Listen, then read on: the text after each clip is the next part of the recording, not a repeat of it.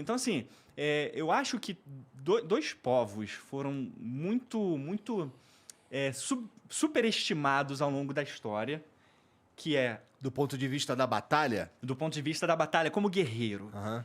que é espartano e samurai, cara. O espartano era pica, né? Ô, meu amigo. 300, pô. Ficaram Ficaram entendeu? lá. Não, e outra, This o melhor, is o melhor, Sparta! o melhor é Esparta Raul! na Batalha Marítima. Que os caras representaram. pra Salvaram a caralho. Grécia, né, Poxa, cara? Os caras salvaram a Grécia, meu Deus do céu, cara. Pau no cu do Xerxes. Então, assim, o filme 300, ele criou um culto. Não adianta, eu vou dizer isso até o fim. Aí, de novo, vai aparecer 2 ou 3 aí nos comentários dizendo: mas é só um filme, o cara tá falando de filme, blá, blá, blá. Não é o filme, é a ideia por trás que o filme passou, do que é ser espartano, né? Novamente, você, por exemplo, motorista de ônibus, o cara rala pra caramba todo dia, assistiu o filme lá. Ele sabe que um monte de coisa ali, cabeça de bode, Xerxes de 5 metros de altura, o cara sabe que aquilo ali é fantasia. Mas o espartano, da bravura, de nunca se render, aquilo acaba ficando na cabeça mesmo. É inevitável, não é? Eu lembro quando eu vi o filme, eu era adolescente, cara. Eu tinha... Foi 2006 que o filme lançou, se eu não me engano. Acho que foi 2006, eu era adolescente. Também não sei. E eu lembro que eu fiquei assim, caraca, os caras eram muito brabos. Pô, espartano, cara, os melhores do mundo, os maiores, os caras nunca se rendiam, né? Então fica aquela coisa mesmo do brabão, do machão, né? Mas aí quando você vai estudar a história, você vê que não rola nada daquilo, cara. Nada mesmo. São superestimados, não só porque o filme acabou passando essa ideia, como quando você vai, por exemplo, ler a história. Quando você lê Heródoto, você vê os espartanos em muitas batalhas. Por exemplo, a batalha mais famosa, porque Termópilas do filme foi uma derrota. Leônidas morreu. Os 300 morreram e os outros 7 mil gregos morreram também. E muita gente diz assim, mas foi para só segurar o avanço persa. Eles só foram para segurar. Sabiam que iam morrer e foram para segurar. 5 dias, 7 dias. Só que Heródoto, que é o cara que escreve sobre a batalha, ele diz claramente, a ideia da batalha, no livro 7 de Heródoto, era não deixar os persas avançarem. Era derrotar os persas. Não era uma batalha só de sacrifício para você ir, para morrer e tal. Era para segurar de fato. Então eles foram derrotados ali. Não seguraram. Não deu certo, por causa da traição também e tal. Isso tudo faz sentido. Então houve uma derrota ali. Não conta isso como uma vitória. Foi assim do ponto de vista heróico, porque se sacrificaram? Claro que foi. Mas eles se esperava-se que eles poderiam ganhar sim. Achavam-se que eles poderiam ganhar. Só que aí na outra batalha do final do filme, que tá o cara lá, o caolho, né?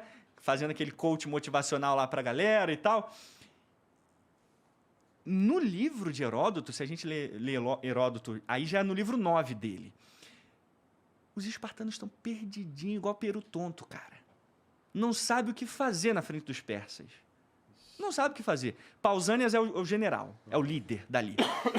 O cara tem tanto medo dos persas que ele pede para os atenienses lutarem com os persas. Aí eles trocam de posição. Os espartanos vão para frente dos outros gregos e os atenienses vão para frente dos persas. Aí os persas não querem lutar com os espartanos, porque vocês não são os brabões? A gente quer sentir se vocês são mesmo. Aí eles trocam de novo. Os espartanos voltam, saem da frente dos persas e os atenienses vão de novo para frente dos persas.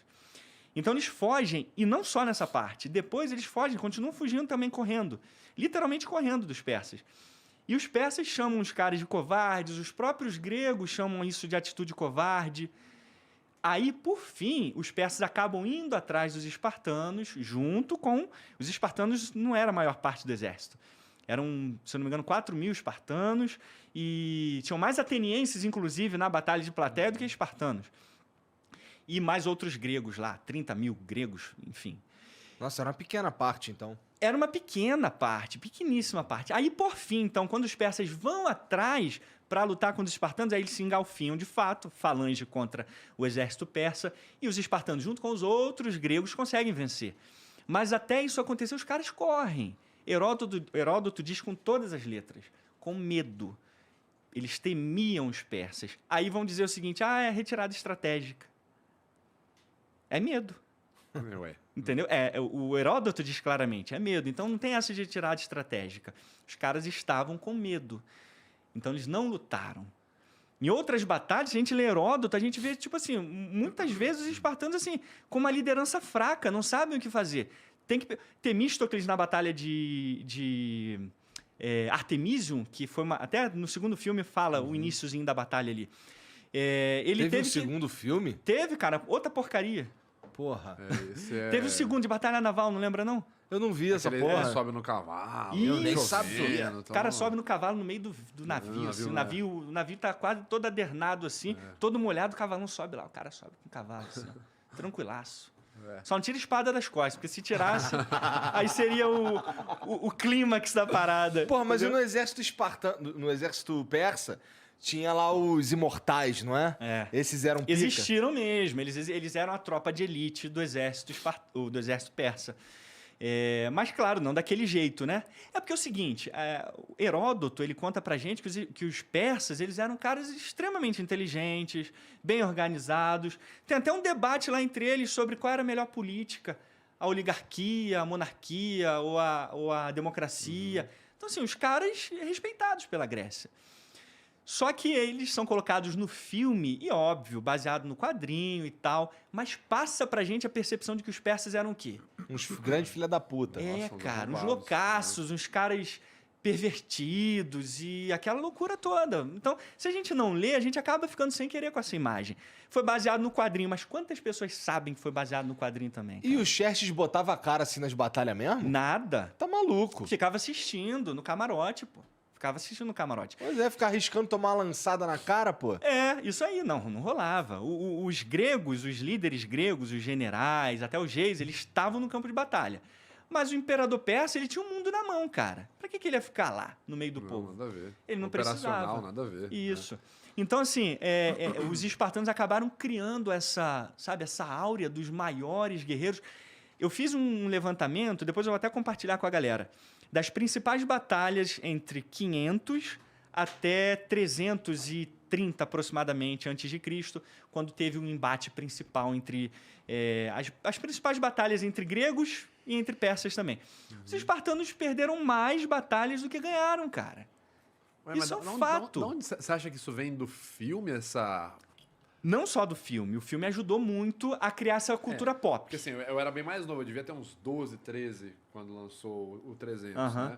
E assim, até então eu nunca tinha visto os espartanos. Depois você vê, põe em tudo, tem marca de luva de boxe. Cara. Porra, tem o God of War, pô. Isso! Você boa. tem coaching que vai pegar e vai falar do Leônidas, vai colocar a imagem lá. Do machão, Isso, né? mas- Da honra, né? Espartano. Mas isso vem dessa época, né? Vem da gente aqui na cultura pop, ou eles mesmos já faziam esse marketing na época? Já tinha esse marketing na época. Já tinha. Tá. Os espartanos acabaram criando uma imagem... Porque, tipo assim, Esparta era metade do Peloponeso, cara. Era assim... Esparta, como cidade dominadora, ela tinha quase que... Ela tinha 3 vezes mais do que quase todas as outras cidades gregas. Então, teoricamente, esse lance do território, sabe? Ser grandão... E eles terem derrotado os Tegeatas, que eram outro povo que eles andaram batalhando ao longo de muitas décadas. E perdiam muitas vezes. Perdiam, até que por fim conseguiram vencer. Aí eles dominaram toda a Lacônia, cara, que é literalmente a metade do Peloponeso para baixo. Então aquilo acabou, aos olhos dos gregos, pô, cara, eles dominam um território grandaço, eles têm mais população do que todos os outros povos. E eles passando essa imagem de que tinham treinamentos especiais, de que nunca recuavam, lutavam até o fim. Alguns escritores ali, isoladamente, contavam essa história também, mas não com todas as letras. Só que eles eram, assim, excelentes guerreiros. Que eram, alguns até diziam assim, que eram os melhores guerreiros. Se você pegar, por exemplo, Xenofonte, que é um dos escritores mais famosos sobre a história de Esparta, o cara vai dizer que os espartanos eram os melhores.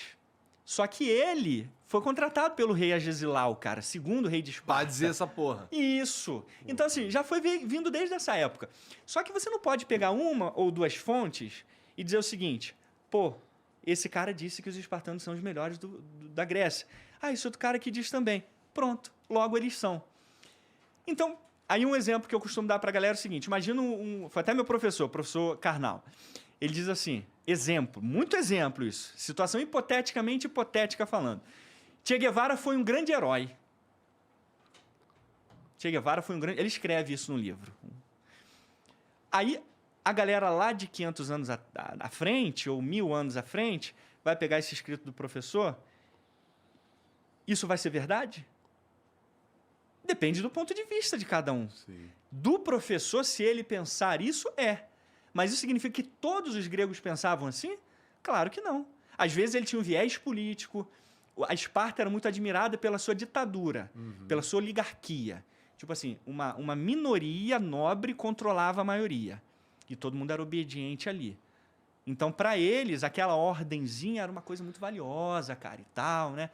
Então, não é porque você tem uma ou duas fontes que talvez sugiram isso que os caras são. Porque se você lê as fontes mesmo, as batalhas, você vê os espartanos com medo, cara, correndo. Você vai para Tucídides também, eles com medo, fugindo, baixando os escudos. Sim. Não ganharam mais batalhas do que perderam. Então você tem muita fama que foi criada dentro desse contexto aí.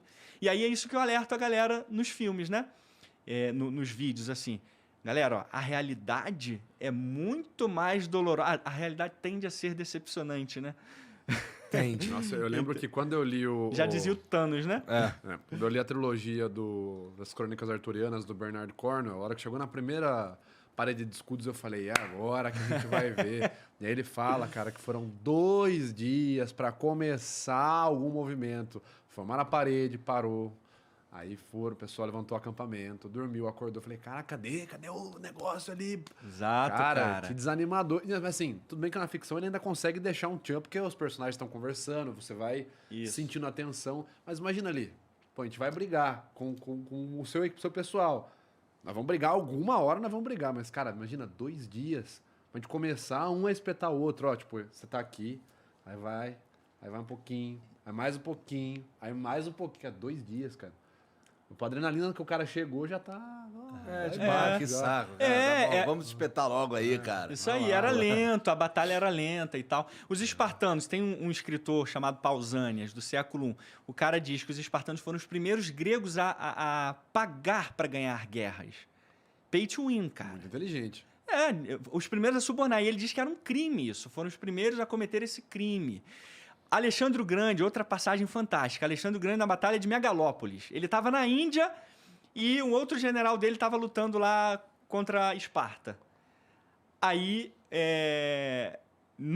quando ele recebeu o aviso de que estava indo bem, que eles estavam indo bem contra os espartanos lá, ele só disse o seguinte, batalha de ratos.